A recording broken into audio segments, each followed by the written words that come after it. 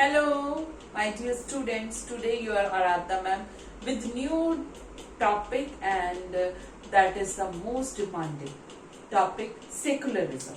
Today we are going to discuss about the secularism. Beta, firstly understand the meaning of secularism.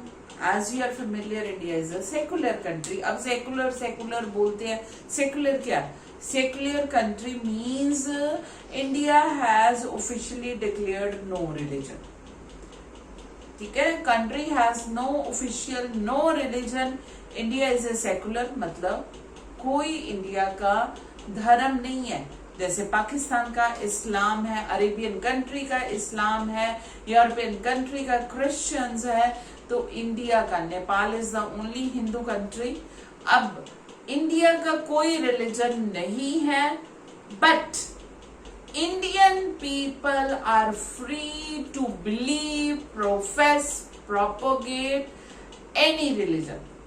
किसी में भी विश्वास रखो, किसी को भी प्रोपोगेट करो, किसी में भी बिलीव करो, आप कोई धर्म छोड़ो, कोई धर्म अपनाओ. इंडियन गवर्नमेंट और India will not interfere in any bodies religion.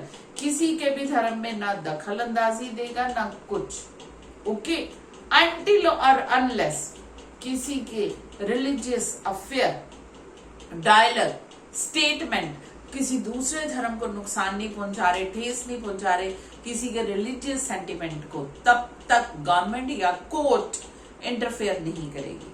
Okay, firstly secularism समझ गए. Secular means no religion of the country and equal importance to all the religion and people living in that country can believe, propagate, profess any religion of their choice. India is a secular country, so India is following the same feature. People of India can, who is the citizen of India, ठीक है, Indian people can profess, propagate, believe in any religion.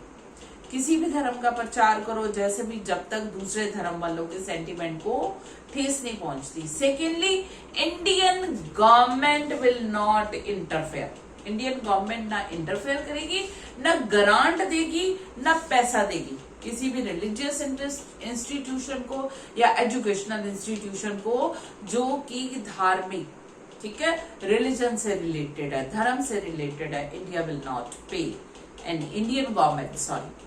So basic thing समझ गए आप secularism का.